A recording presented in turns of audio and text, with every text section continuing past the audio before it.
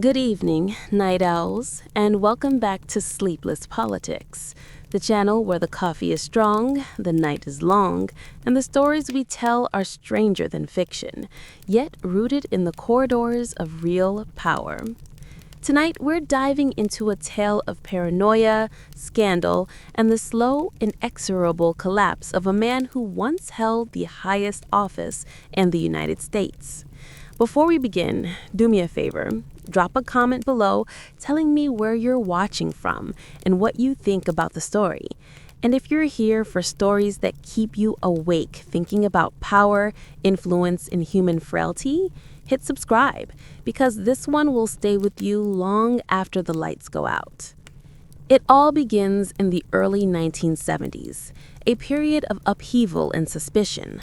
Richard Nixon, a man of extraordinary political skill and relentless ambition, had clawed his way to the presidency through campaigns of strategy, charisma, and careful calculation. By 1972, he had secured re-election in one of the most lopsided victories in American history. But beneath the victories, beneath the carefully curated public image, the foundations of his presidency were beginning to crumble. The seeds of paranoia, secrecy, and overreach had been planted long before the world knew what was coming. Watergate, as it would later be known, began as a break-in. 5 men were caught inside the Democratic National Committee headquarters in Washington, D.C. on June 17, 1972. The event seemed small at first, a botched burglary that, in theory, could have been dismissed as ordinary criminal activity. But for Nixon and his team, it was a spark in a room filled with powder.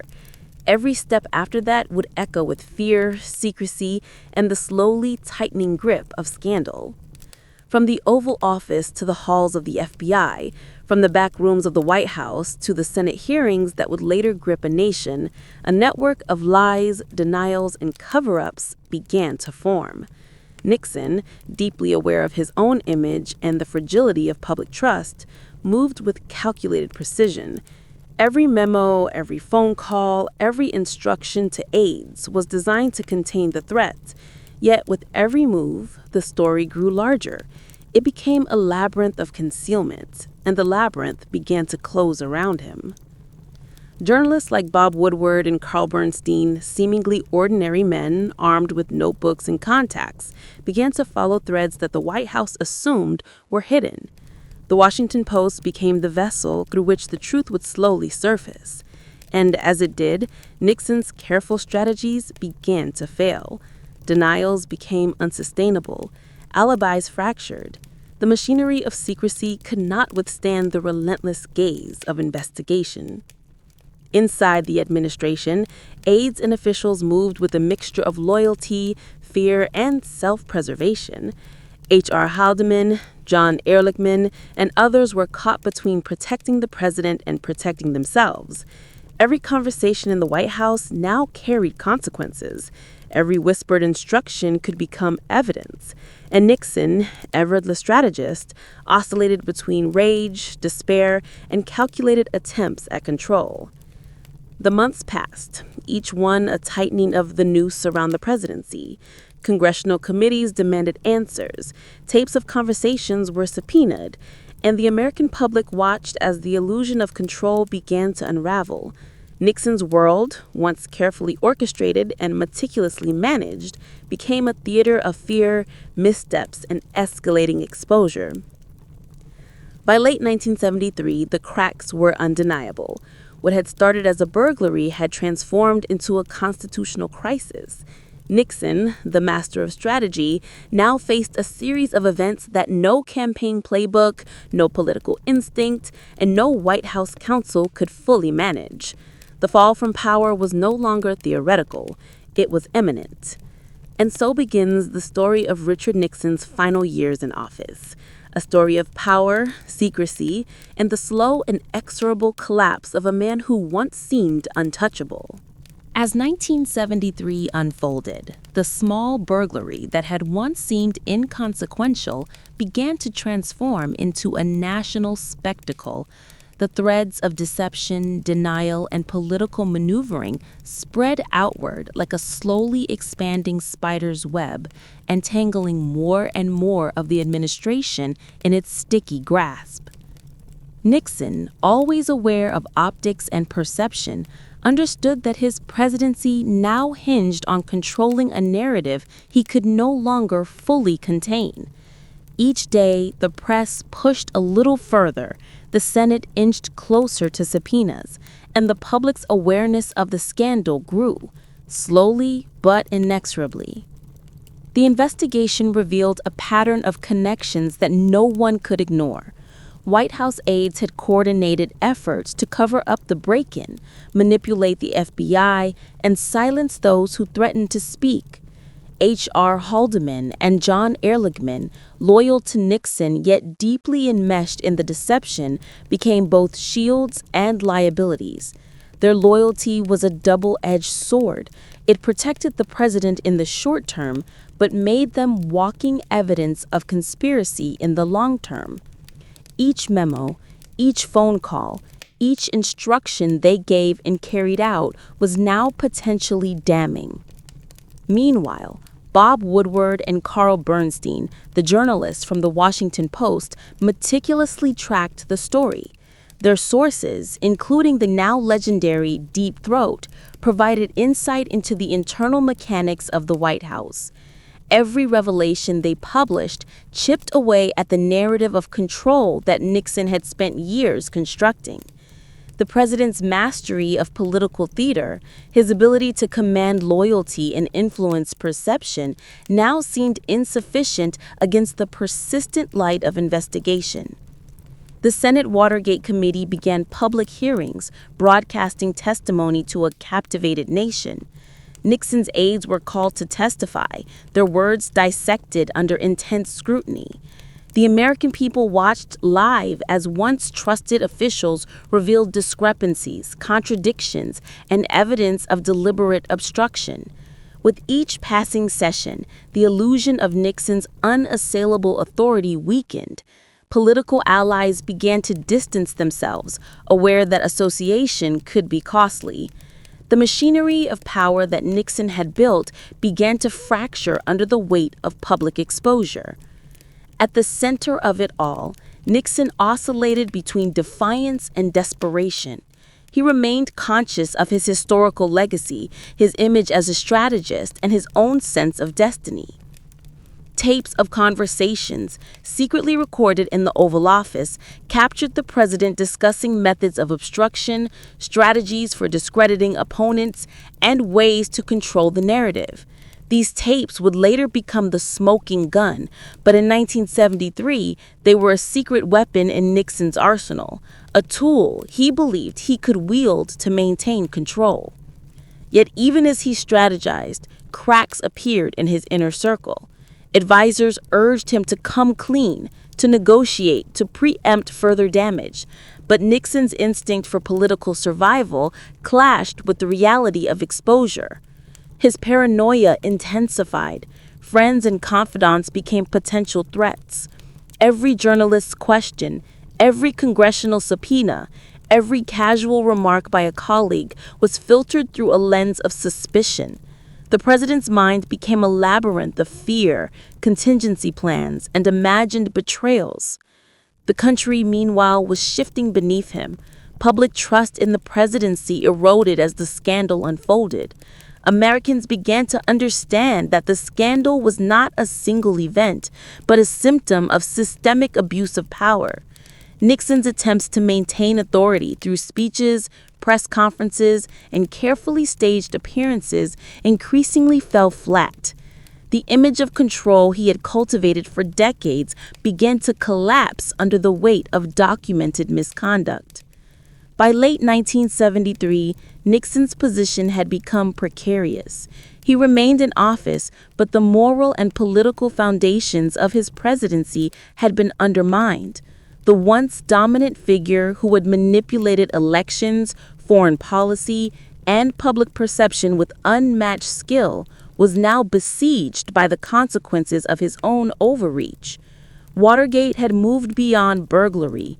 It had become a test of character, of institutional limits, and of the resilience of American democracy. And within the walls of the White House, Nixon's days were now defined less by policy and governance than by the constant calculation of risk. Each meeting, each decision, each phone call was weighed for its potential to expose, incriminate, or erode the tenuous grip he still held. The fall of Richard Nixon, as it would later be known, was not sudden. It was a methodical unraveling, a slow-motion collapse that revealed both the power and the fragility of political ambition in the modern age.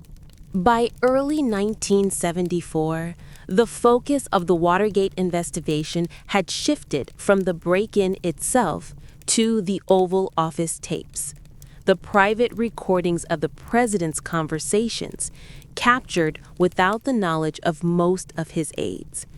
These tapes, meticulously compiled, offered an unfiltered glimpse into Nixon's mind, his strategies, and, most damningly, his role in attempts to obstruct justice. To the public, they were abstract potential evidence. To Nixon, they were both a weapon and a threat, a paradox that he could neither fully control nor ignore. Nixon's legal and political teams scrambled to contain the damage. Lawyers debated strategies, some urging partial disclosure, others advocating for aggressive resistance. Inside the Oval Office, Nixon paced for hours, ruminating over every decision, every meeting, every phone call that could implicate him further. He was a man caught between his instinct for survival and the unavoidable reality of exposure. Every conversation was a risk. Every word could become evidence. The paranoia that had simmered for months boiled over into an obsessive vigilance that dominated his life. Meanwhile, Congress grew increasingly insistent. The Senate Watergate Committee, under the scrutiny of the American public, demanded access to the recordings. Each subpoena added pressure. Nixon's aides, loyal yet anxious, warned that obstruction could be more dangerous than the evidence itself.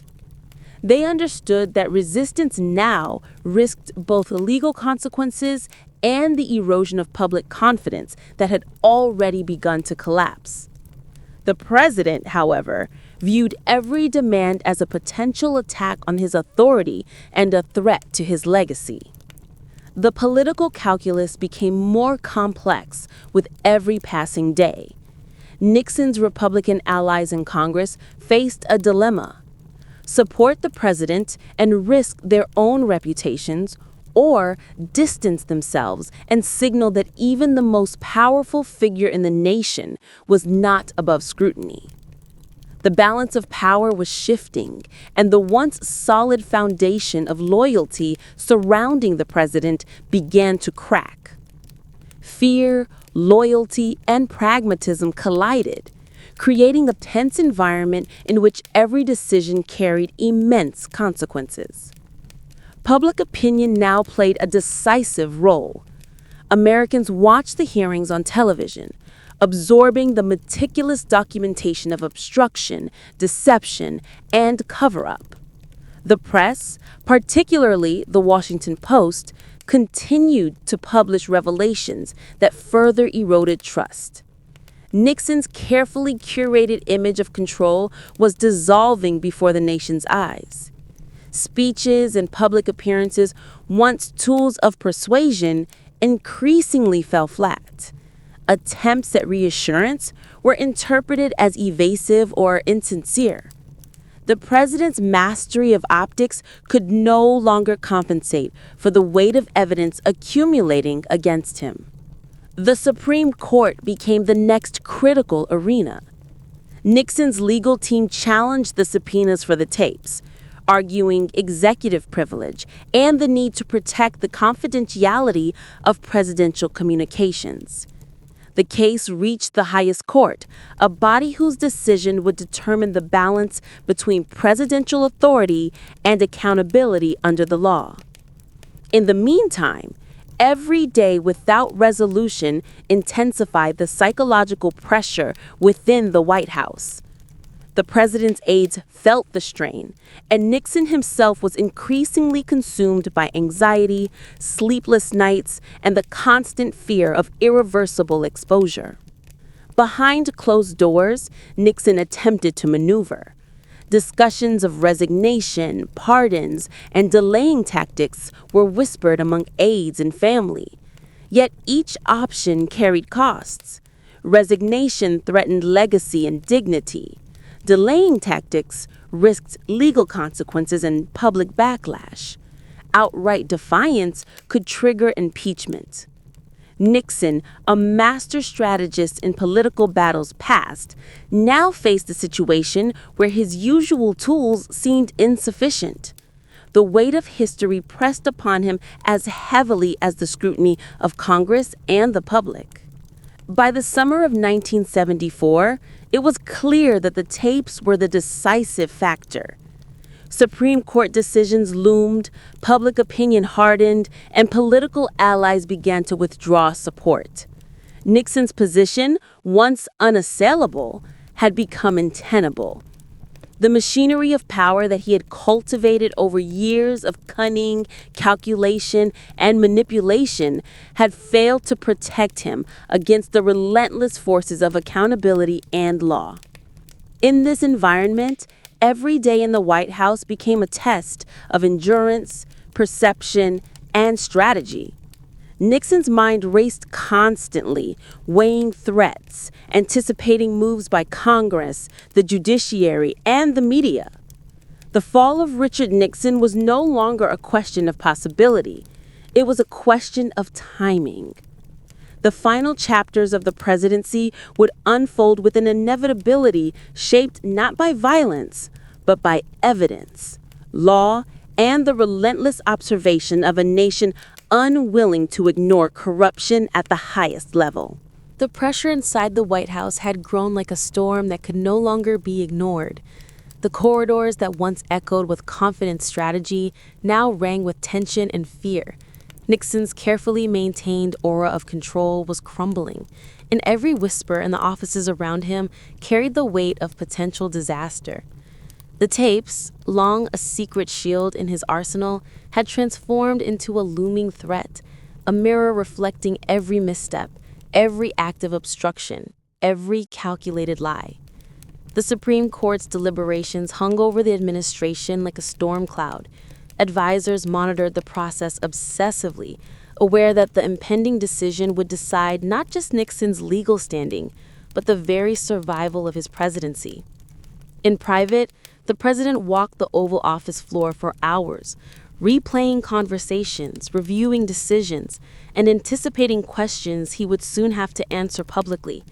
Each discussion that had once been a demonstration of his political mastery now became evidence against him in his own mind.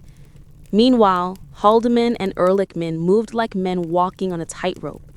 Their loyalty to Nixon had been absolute, but the consequences of their actions were catching up. Every memo, every phone call, every instruction became a potential chain in the evidence, linking them directly to the president's obstruction. Anxiety and paranoia had replaced the sense of security that had once existed. The White House, once a place of command, had become a cage of observation, legal risk, and self-preservation. The tapes themselves were a revelation even before they were publicly reviewed. Nixon's private discussions, captured in the mechanical certainty of recording devices, exposed not only attempts to obstruct justice, but also his meticulous coordination with aides to manage the fallout. The more he had tried to control the situation, the more the evidence solidified against him. It was a paradox. The very tools designed to protect him were now accelerating his collapse. Outside the walls of power, the Senate Watergate Committee pressed forward with relentless precision. Public hearings brought testimony to light that once might have been dismissed or hidden. The American people witnessed, almost in real time, the unraveling of a presidency that had once seemed invincible. Nixon's allies faced moral and political dilemmas. support a leader now clearly compromised, or step away to protect their own careers and reputations. The fissures in loyalty widened daily, and the administration's defenses were weakening. The media, particularly the Washington Post, played a crucial role in shaping public perception. Every article, every investigative report, every anonymous source revealed additional layers of deception. Nixon's carefully curated public persona could no longer withstand the scrutiny. Attempts at speeches or controlled appearances failed to inspire confidence.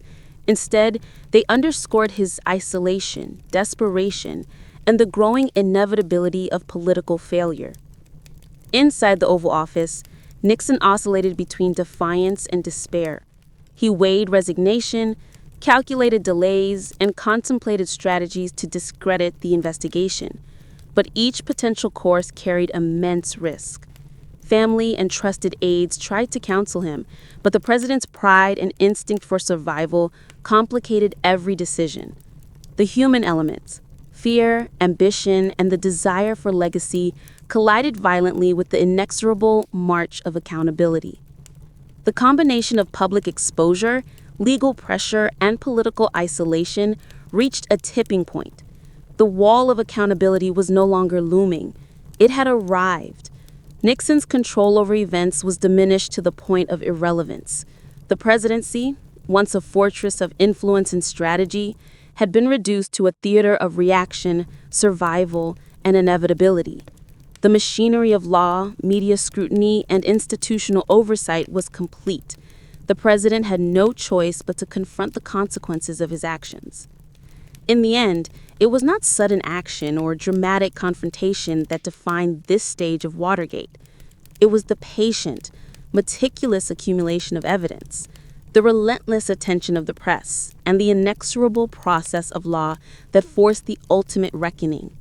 The fall of Richard Nixon had entered its final act, and every move he made, every choice he faced was shaped by forces he could neither command nor escape.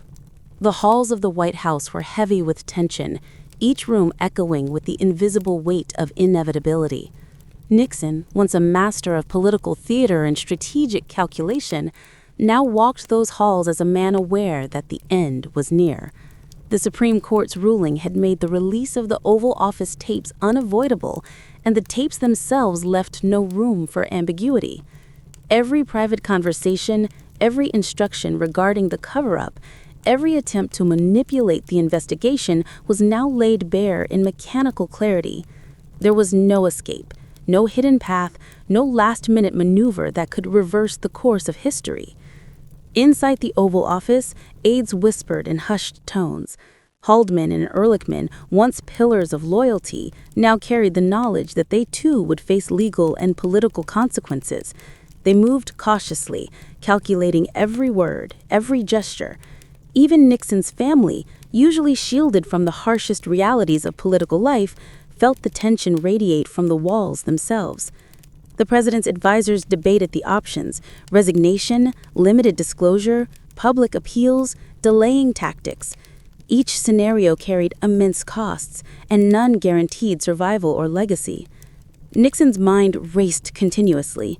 He considered the consequences of continuing to fight, imagining the impeachment process unfolding with relentless scrutiny. He pictured the televised hearings, the questions from Congress, and the public witnessing a slow, methodical dismantling of his presidency. Each image heightened the pressure, each possibility narrowing the paths of survival. The president, who had once orchestrated campaigns and manipulated the levers of power, now found himself subject to forces he could not fully control. The political landscape shifted rapidly as key allies withdrew support. Republican leaders, previously loyal, began to calculate the risk of association. Public opinion, already eroding, hardened as Americans watched evidence mount. Polls indicated that a majority of citizens believed Nixon should resign. The moral, political, and legal walls were closing around him, leaving few options other than capitulation.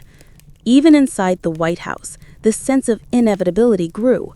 Staffers whispered about the final steps, about the conversations that would soon define history. Then came the public moment. On the evening of August 8, 1974, Nixon addressed the nation. He spoke slowly, with gravity, aware that millions of Americans were listening. He acknowledged that the political climate made it impossible for him to continue governing effectively, and announced his resignation effective the following day. There were no dramatic confessions of wrongdoing, no theatrical apologies, only a measured acknowledgement of reality, delivered with the careful precision of a man still acutely conscious of history. Across the country, the response was immediate and profound. Television screens showed Americans absorbing the words, some in shock, some in relief. The resignation represented the culmination of months of investigation, legal pressure, and public scrutiny. It was a testament not to sudden revelation or dramatic action, but to the relentless process of accountability that had unfolded quietly, persistently, and inescapably. Nixon's presidency, once thought unassailable, had been undone not by an external enemy, but by the very institutions of democracy and the meticulous work of journalists, investigators, and lawmakers. Inside the White House, the mood shifted. Nixon prepared to leave, reflecting on the years that had brought him to power and the months that had led to his fall. The tapes, the hearings, the public scrutiny, all had converged to render survival impossible. Yet there was also a strange clarity in this moment. The slow unraveling had been absolute, and the lessons of ambition, secrecy, and power were etched into every corner of the executive offices. And as he departed, the machinery of governance quietly reasserted itself. Gerald Ford, ascending to the presidency, assumed the office at a moment of historical significance, tasked with stabilizing a nation shaken by scandal, yet defined by its capacity for accountability. The fall of Richard Nixon was complete, not with a bang, but through the unrelenting, patient forces of law, observation, and the inexorable scrutiny of a vigilant democracy. The White House, once humming with authority, had fallen into a subdued quiet. The corridors echoed with absence.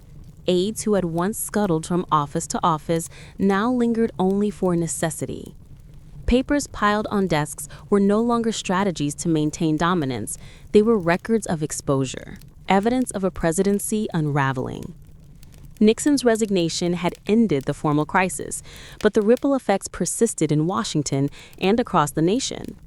Even in the weeks after August 9, 1974, the American public remained captivated, as if the story of the man who had commanded the most powerful office in the world were still unfolding, page by page, tape by tape. Gerald Ford assumed the presidency amid this charged atmosphere. The burden he inherited was not simply the responsibilities of governance, but the delicate task of restoring public trust in the executive branch. Every decision Ford made, from cabinet appointments to legislative priorities, was measured against the shadow of Watergate. The nation watched carefully, uncertain if democracy could endure the failure of its highest office without faltering. Ford's eventual decision to pardon Nixon would ignite debate for decades, raising questions about accountability, mercy, and the preservation of national stability. Nixon withdrew from public life, his once imposing figure now a subject of analysis and speculation. He lived in California, largely shielded from media scrutiny, but never completely removed from it. Every interview he granted, every statement he issued was dissected for insight into his thoughts and reflections. Historians, journalists, and political analysts examined his actions and motivations with increasing intensity. The man who had once seemed untouchable was now a cautionary tale of ambition's hazards, the fragility of power, and the weight of secrecy. Public consciousness absorbed the implications of Watergate in real time. Americans debated the meaning of executive power, the limits of secrecy, and the importance of institutional checks. Universities held courses analyzing the scandal. Think tanks published papers on constitutional crises. Newspapers and magazines reflected on the moral and political lessons. The conversation was not just about Nixon, but about the delicate balance between authority and accountability in a functioning democracy. The personal toll was also stark. Nixon's inner circle, previously pillars of loyalty and influence, faced legal proceedings, convictions, and social ostracism. Their choices, once guided by allegiance and ambition, were now judged by both law and history. The psychological strain of those months, fear, paranoia, loyalty tested to extremes, lingered for years, illustrating how tightly ambition and consequence are bound. Even those removed from direct legal jeopardy were forever changed by their proximity to the epicenter of scandal. Watergate's broader impact extended to journalism and civic engagement. The tireless reporting of Bob Woodward and Carl Bernstein at the Washington Post became a symbol of investigative journalism's power. Their work proved that persistent inquiry, rigorous verification, and courage in the face of institutional resistance could hold even the highest office accountable. The story of Nixon's fall, illuminated through their reporting, encouraged a generation of journalists to challenge authority and fostered a more skeptical, informed public. And so, the narrative of Nixon's resignation was no longer merely a political footnote. It became a lens to examine human ambition, the fragility of institutions, and the mechanisms of accountability.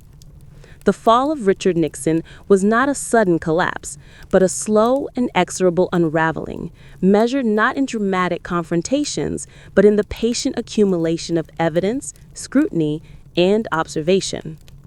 It was a lesson in power, secrecy, and the consequences that inevitably follow when leadership places itself above the law. In reflecting on the months of investigation, resignation, and aftermath, one truth became clear. History had a way of catching up with even the most shrewd and powerful figures. Nixon's political genius, his ability to manipulate perception, and his strategic foresight had brought him to the pinnacle of power, but it could not save him from accountability. The tapes, the hearings, the public scrutiny, these forces were relentless, impartial, and inescapable. And in the quiet aftermath, one could almost feel the echo of a nation asserting that no office, no matter how high, could exist above the principles it was meant to uphold.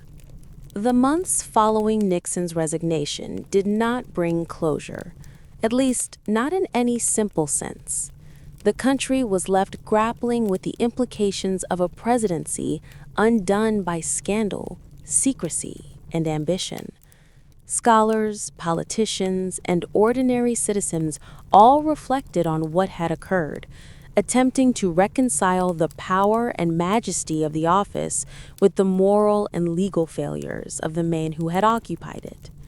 Watergate became more than a political scandal. It was a lens through which the fragility of authority and the weight of accountability could be examined.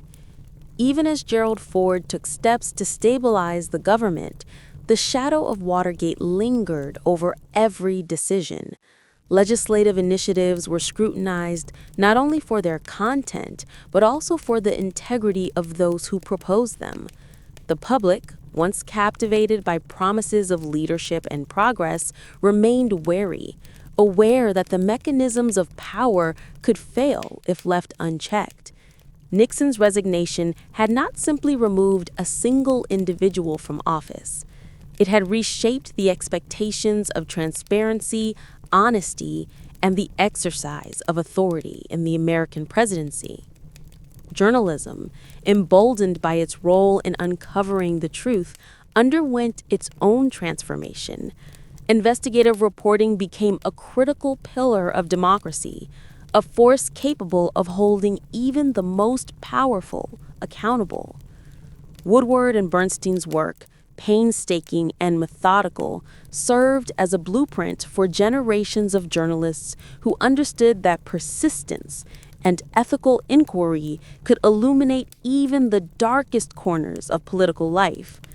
The press had become both observer and guardian, a reminder that power, however vast, could not escape public scrutiny. Meanwhile, Nixon's personal legacy remained contested.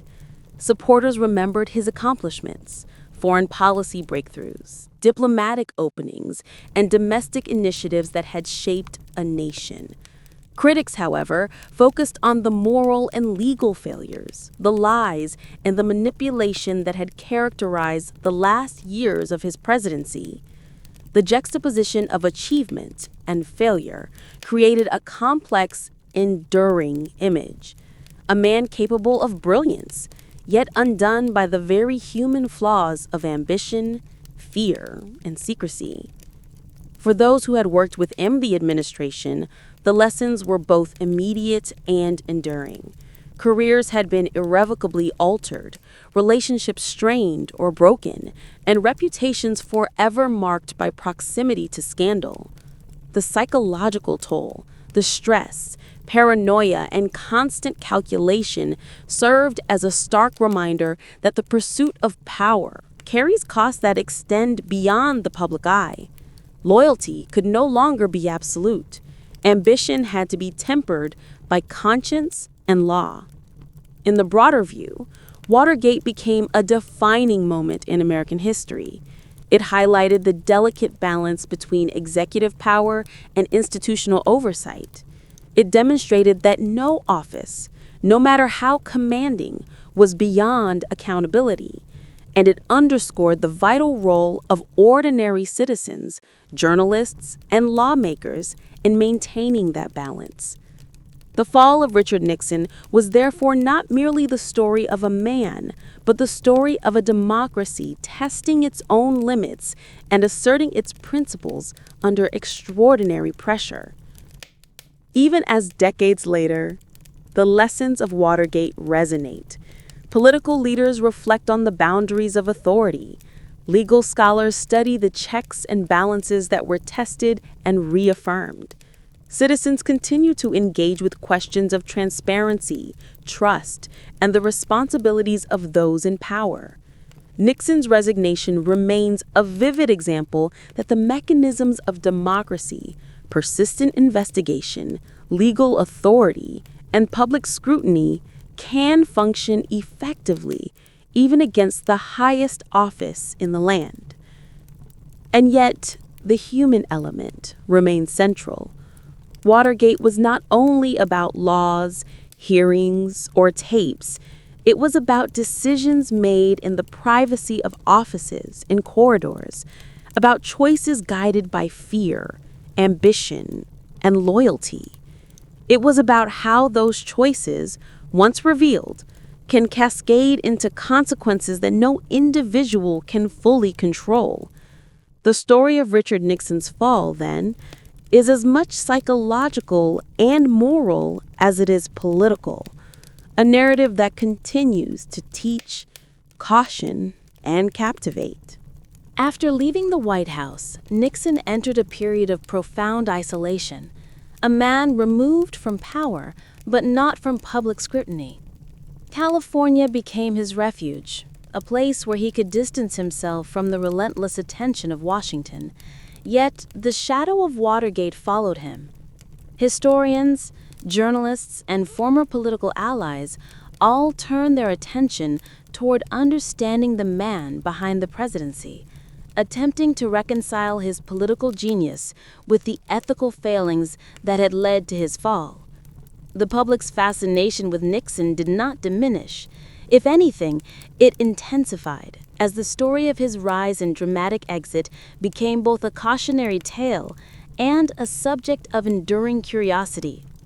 Nixon's post-presidency was marked by a combination of reflection and strategic rehabilitation. He began writing memoirs, granting interviews, and offering insights into foreign policy and domestic governance, attempting to reclaim some measure of authority over his own narrative. Each book, each statement, each carefully curated public appearance served both as a defense of his decisions and as an effort to contextualize his legacy. Yet, no matter the content, Watergate remained the defining lens through which all aspects of his career were examined. The man who had once been the most powerful individual in the world now had to negotiate influence without authority, respect without office, and credibility without the shield of power. Meanwhile, public and academic debates flourished. Scholars analyzed the legal and constitutional dimensions of Watergate, studying the intricate balance between presidential privilege and accountability. Political scientists debated the systemic vulnerabilities that had allowed secrecy and deception to grow unchecked. Media analysts examined the evolving role of investigative journalism, recognizing that the diligent work of reporters had become a crucial check on political power. Across these discussions, Nixon's fall was not treated merely as a personal failure, but as a pivotal moment for American institutions, highlighting both their strengths and their limits. In the decades that followed, Nixon slowly shifted from a figure of shame to a subject of complex historical assessment. His achievements in diplomacy, such as opening relations with China and navigating the détente with the Soviet Union, were increasingly acknowledged, even as the scandal continued to dominate public memory. The juxtaposition of brilliance and ethical failure created a nuanced legacy, demonstrating that power and intelligence are insufficient shields against the consequences of poor judgment and moral compromise. Watergate remained central to his story, a permanent reminder that no strategic skill can replace integrity. The human cost of the scandal remained evident as well. Former aides who had supported Nixon faced lasting repercussions. Careers had been altered, reputations tarnished, and personal relationships strained by the choices made in the pursuit of loyalty and ambition. Psychological and emotional consequences persisted, underscoring the personal dimension of political scandals. Beyond law and history, these were stories of real people caught in high-stakes decisions, often with irreversible outcomes. Public fascination with Nixon's story continued to shape American political culture. Documentaries, books, and analyses explored the presidency as both a seat of power and a test of human character. Watergate became shorthand for systemic failure, secrecy, and accountability, a cautionary narrative cited in political debates, law school classrooms, and discussions of executive power. Nixon's fall had transcended its immediate historical moment, embedding itself into the collective consciousness as a lesson in ambition, oversight, and the responsibilities that accompany leadership. And yet, Nixon himself remained engaged in his own way with the ongoing story. Though removed from office, he observed political developments, commented on diplomacy, and reflected publicly on his presidency. These actions were part of a gradual attempt to shape memory, to influence how history would ultimately remember him. Despite his efforts, the shadow of Watergate remained ever present, a testament to the enduring consequences of decisions made in secrecy, under pressure, and at the pinnacle of power. As the years passed, the narratives of Richard Nixon evolved from scandal to complex historical study. His presidency, both triumphant and disastrous, illustrated the intricate interplay of power, secrecy, morality, and accountability. The lessons of Watergate were clear. Even the most skilled strategist and influential leader is vulnerable to the inexorable forces of law, media scrutiny, and public accountability. Nixon's story became not only a historical record, but also a mirror for every citizen and every leader, reflecting both the possibilities and the perils of power. The reverberations of Watergate stretched far beyond Nixon's personal downfall.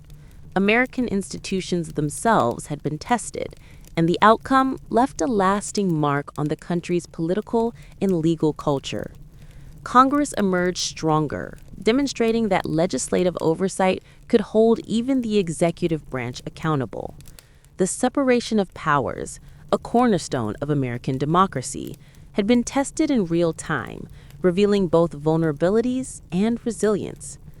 The presidency, once perceived by some as nearly untouchable, was now understood to be subject to limits imposed not only by law, but also by public scrutiny and institutional vigilance. The media, meanwhile, found a renewed sense of purpose and legitimacy. Investigative journalism, once a secondary arm of reporting, became central to democracy's health. The meticulous work of Woodward, Bernstein, and others was studied in journalism schools, dissected in academic forums, and celebrated in public discourse. Watergate demonstrated that transparency and accountability required persistent inquiry and courage, and that no office, no matter how powerful, could escape the consequences of exposure.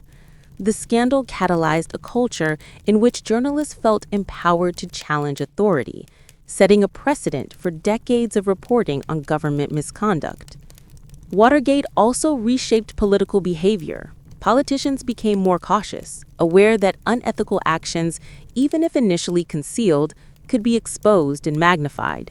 Campaign strategies, administrative decisions, and internal communications were scrutinized with a new intensity.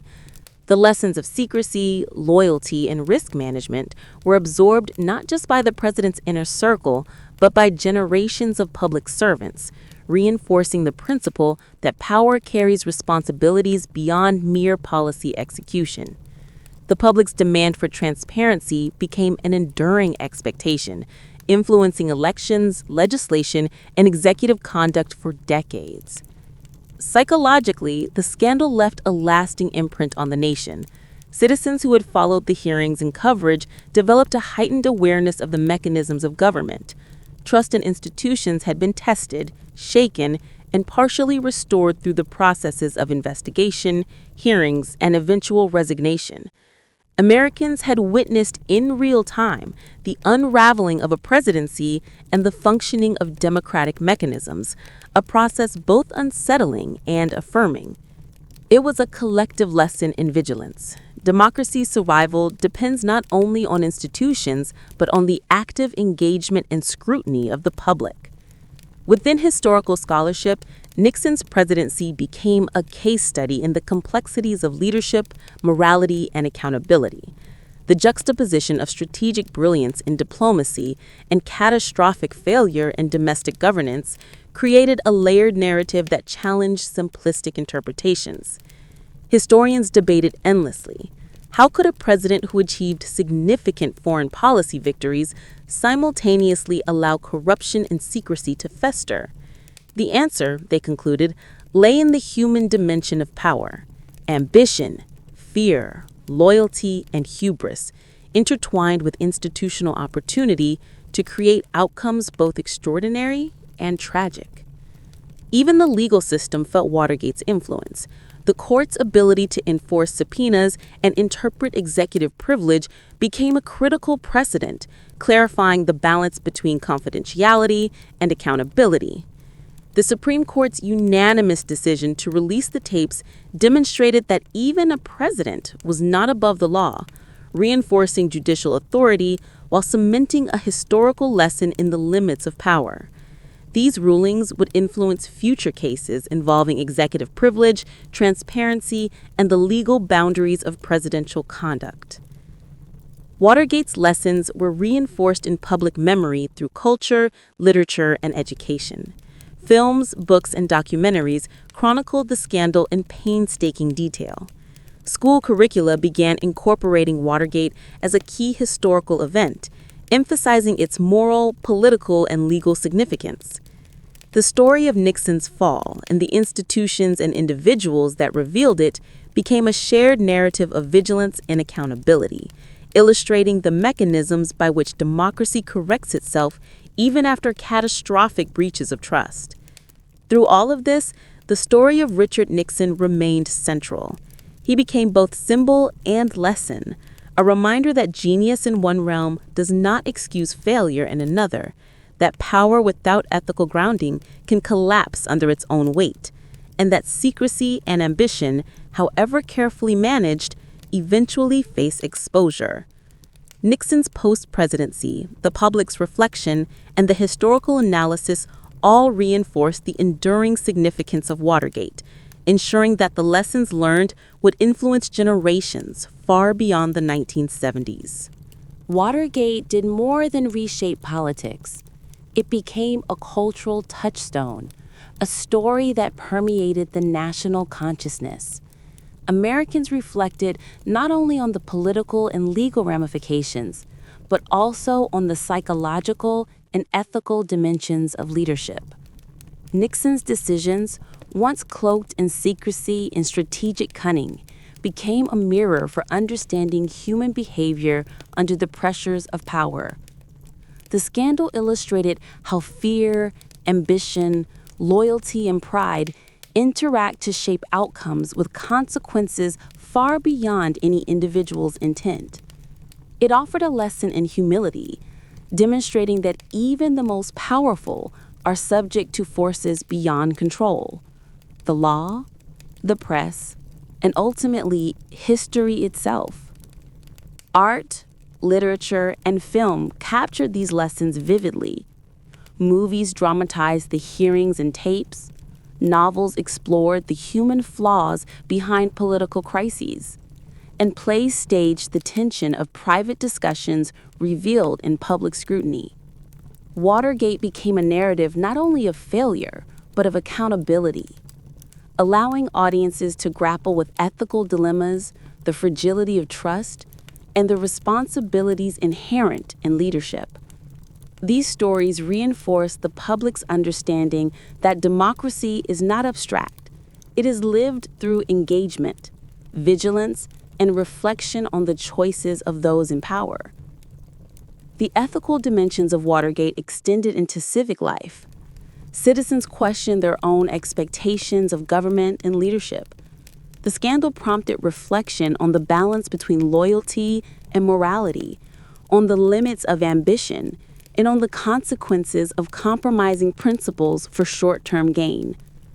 Schools began to incorporate discussions of ethics in governance, alongside historical study, encouraging future leaders to consider the moral weight of decisions. Watergate's lessons were no longer confined to history books. They became a framework for evaluating conduct at every level of public service. Psychologically, the scandal left enduring impressions. The American public experienced collective anxiety, fascination, and moral judgment as they watched a presidency unravel in real time. Trust in institutions was shaken but not destroyed. It was recalibrated. The press's role, once questioned, gained legitimacy, reinforcing the idea that scrutiny is not adversarial but essential to maintaining accountability.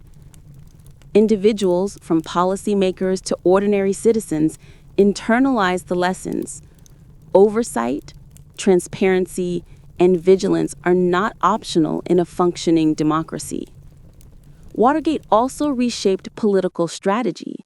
Campaigns, internal communications, and crisis management became profoundly informed by the lessons of secrecy and exposure.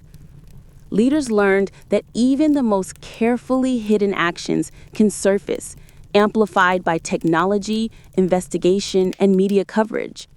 The scandal encouraged a culture of caution where legality and ethics could no longer be secondary considerations. Political behavior adapted not to suppress ambition, but to ensure the ambition would not override principle. As the years passed, historians continued to reevaluate Nixon's legacy within this broader context.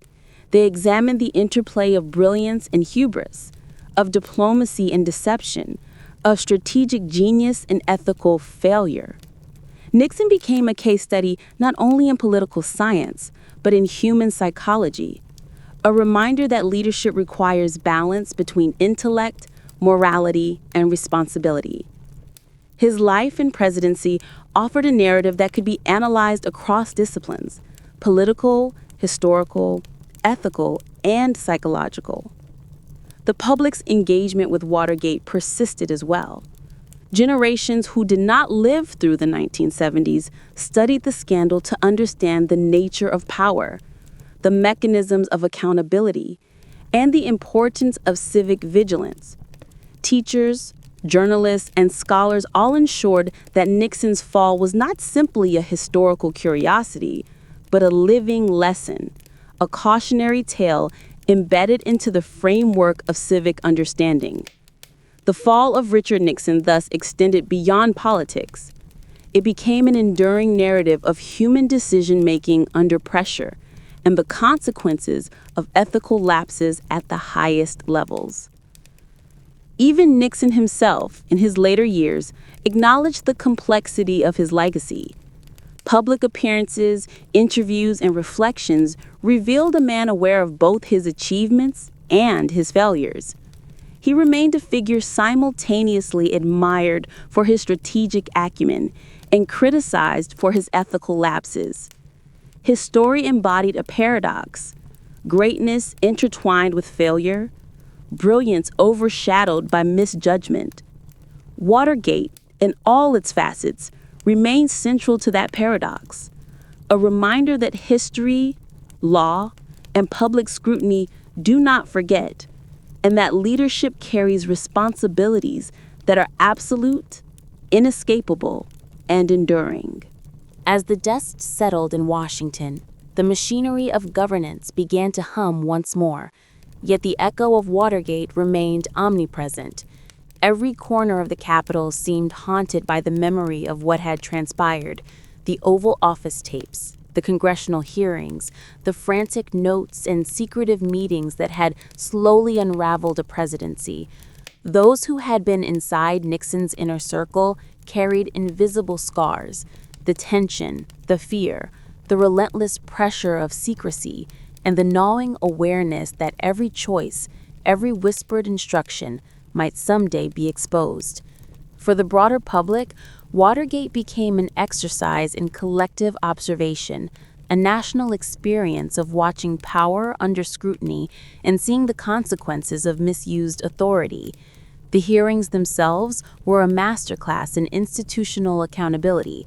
Congressional committees, armed with subpoena power and driven by relentless inquiry, examined every facet of the administration. Witnesses testified under oath, often revealing contradictions, evasions, and outright falsehoods. The nation followed the proceedings on television, captivated by the drama of revelation, the ordinary words of aides and advisors taking on extraordinary weight. Americans were learning, almost in real time, the mechanisms by which a democracy polices itself, and the stark lesson was undeniable. No leader, no matter how elevated, could escape accountability when oversight was persistent and rigorous. Inside the White House, Nixon's remaining staff navigated a delicate tightrope. Decisions were made in fear and anticipation. Haldeman and Ehrlichman faced the legal consequences of their roles, each grappling with moral, professional, and personal fallout. The psychological toll on the administration staff was immense: sleepless nights, constant anxiety, and the recognition that ambition, when entwined with secrecy and expedience, could become catastrophic. The human dimension of Watergate is sometimes overshadowed by the political and legal narrative, yet it is central. Behind every subpoena, every testimony, every headline, were real people confronting profound ethical dilemmas with irreversible consequences. Nixon himself experienced the slow, grinding weight of history. Removed from office, yet forever tied to it, he navigated a landscape of public scrutiny, reflection, and historical judgment. His post-presidency years were spent both defending and contextualizing his actions, seeking to explain decisions that had once seemed necessary but were now universally condemned. The struggle was not only to reclaim a measure of dignity, but to understand the scope of the ethical failures that had consumed the final years of his presidency. Memoirs, interviews, and public statements became both confession and interpretation, revealing a man wrestling with the paradox of achievement and catastrophe. The broader societal impact of Watergate cannot be overstated. Journalism, invigorated by its critical role in uncovering the truth, transformed into a central pillar of democratic oversight.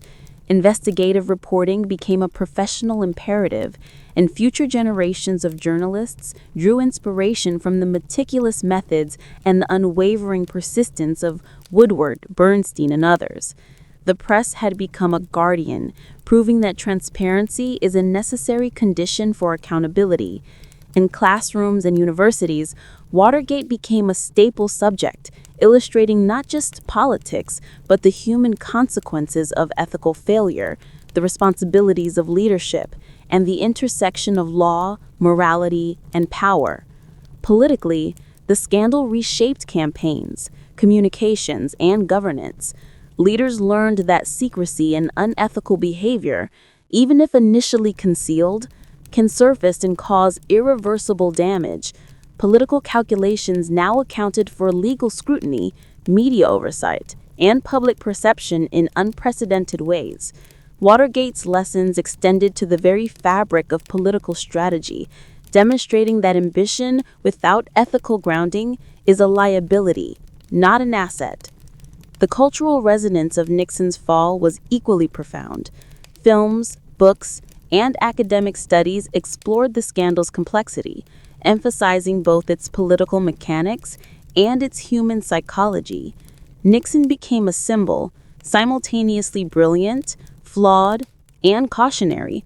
The scandal offered insights into leadership, power, and the consequences of moral compromise, lessons that transcended politics and applied to business, social movements, and governance worldwide. Watergate became a mirror, reflecting the fragility of trust and the importance of integrity in positions of authority. In the years that followed, historians debated and reinterpreted Nixon's legacy. His achievements in foreign policy, opening relations with China, managing détente with the Soviet Union, were weighed against the ethical failures that ultimately defined his presidency. The complexity of his legacy became a central feature of historical study, strategic brilliance intertwined with hubris, accomplishment shadowed by scandal. The story of Nixon's fall illustrates a universal truth about leadership. Skill and intelligence are insufficient without ethical grounding and accountability. Watergate's enduring lesson, perhaps, lies not in judgment alone, but in vigilance. The mechanisms of democracy, law, media, oversight, and citizen engagement functioned to correct an extraordinary breach of trust. Nixon's story is a vivid example that no system is perfect, but no system is impotent. Power carries responsibility, and secrecy carries risk. Oversight and scrutiny are not adversarial luxuries, but essential safeguards. For students, policymakers, journalists, and citizens, the tale of Nixon is a reminder that democracy is an ongoing exercise, demanding participation, observation, and moral courage. And so, as we conclude this journey through the rise, fall, and aftermath of Richard Nixon, the story leaves us with questions as urgent today as they were in 1974. How do leaders balance ambition with ethics? How does a society maintain vigilance without descending into cynicism? And what does it take to ensure that accountability is both effective and enduring? Nixon's presidency, with all its brilliance and all its failings, gives us answers, complex, cautionary, and indelible, that echo through history. This is where the story of Watergate meets its audience today. Take a moment to reflect on the lessons, the human costs, and the societal implications. Comment below, what do you think about Nixon's legacy? What lessons resonate most with you in today's world? And if you want to explore more stories of power, ambition, and accountability, hit subscribe, because history has much more to teach and the lessons are never finished. The Watergate hearings were a spectacle unlike any America had seen before. The Senate's Select Committee on Presidential Campaign Activities, led by Senator Sam Erwin, became the stage for a painstaking and dramatic unraveling of power. Day after day, the hearings brought the nation into the secretive corridors of the Nixon administration. Witnesses appeared under oath, some cooperative, others evasive, each revealing fragments of truth that collectively painted a picture of deception, manipulation, and abuse of power. The nation watched with rapt attention as television screens transmitted the unfolding drama to living rooms across the country, creating a sense of intimacy with a process that had previously been the domain of bureaucrats and politicians. The committee's investigation was methodical. Lawyers and investigators sifted through hundreds of hours of testimony, financial records, and internal memos.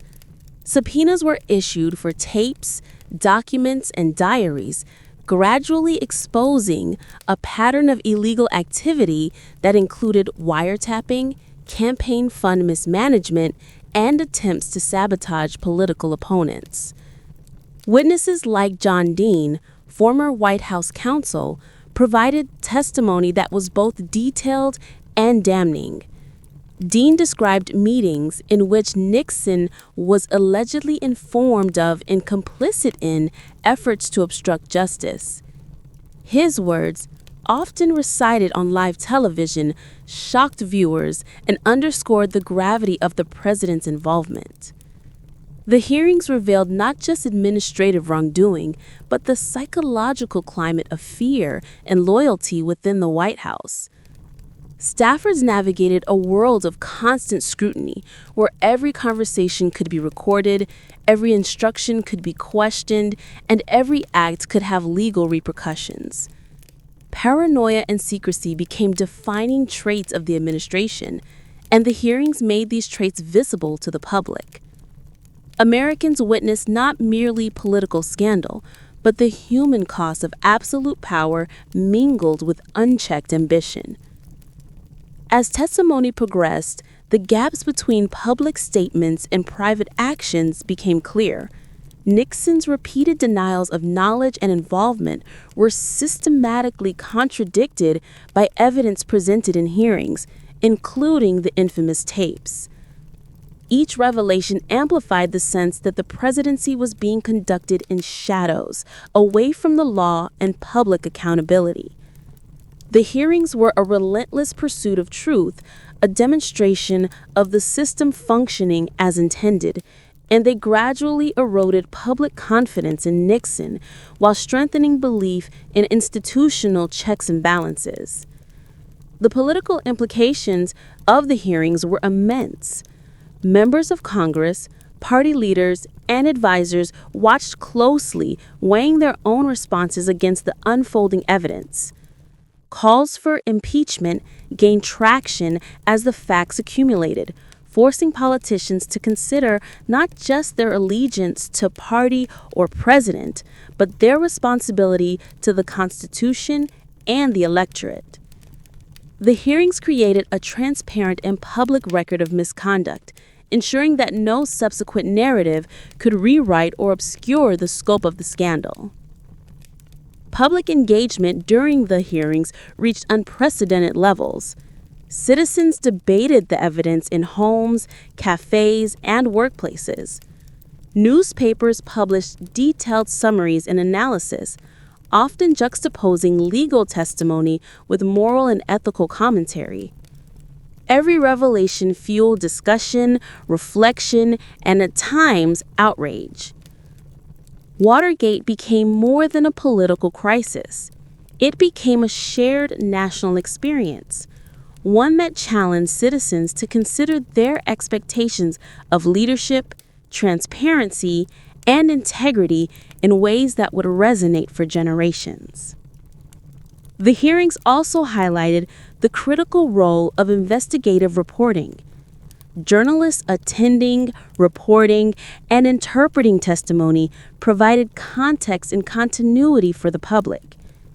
Woodward and Bernstein, already celebrated for their reporting, became conduits between the often opaque legal proceedings and the everyday understanding of citizens.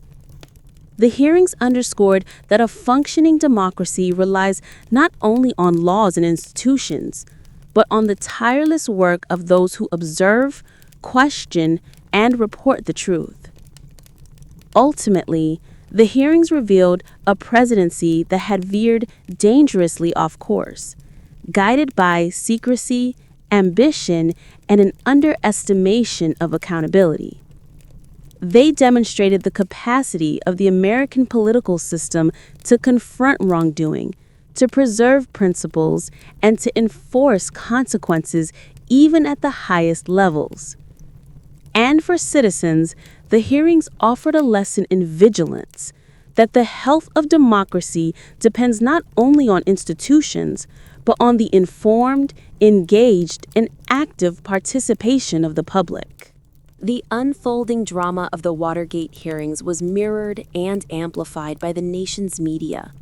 Newspapers, television networks, and radio programs reported every revelation, every contradiction, and every testimony, often with a combination of immediacy and analysis that had never been seen before.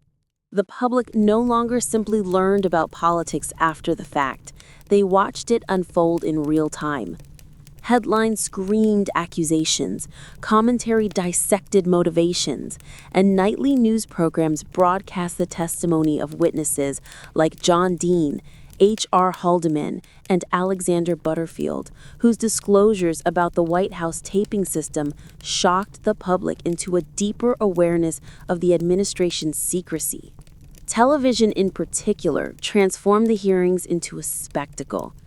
Americans who had never paid close attention to congressional proceedings now tuned in nightly, drawn not only by curiosity, but by a sense of moral urgency. The visual medium made the tension palpable. Moments of hesitation, the nervous shifting of witnesses, the intense scrutiny of committee members all conveyed the gravity of the situation.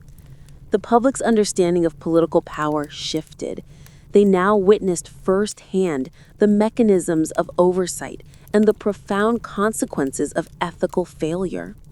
Newspapers like the Washington Post and the New York Times became central players in the unfolding story, providing detailed accounts of testimony, legal filings, and analysis of emerging evidence. Woodward and Bernstein's reporting, combined with the investigative efforts of other journalists, created a comprehensive narrative that citizens could follow and scrutinize. The press not only informed the public, but also pressured lawmakers and political figures, ensuring that the scandal could not be contained or ignored. It became clear that the media was no longer a passive observer, but a key participant in the democratic process, holding power to account. As we reach the conclusion of the story of Richard Nixon, Watergate, and the dramatic unraveling of a presidency, it is impossible to ignore the lasting imprint this saga has left on American history. Nixon's story is not merely a tale of personal failure, but a profound lesson in the complex interplay of power, morality, and accountability. From the dizzying heights of international diplomacy to the shadowed corridors of domestic secrecy, his presidency illustrates both the potential for brilliance and the devastating consequences of ethical compromise. Watergate's lessons extend far beyond the political realm. The meticulous oversight exercised by Congress, the tireless investigation by journalists, and the unwavering pursuit of truth demonstrate the mechanisms by which a democracy protects itself.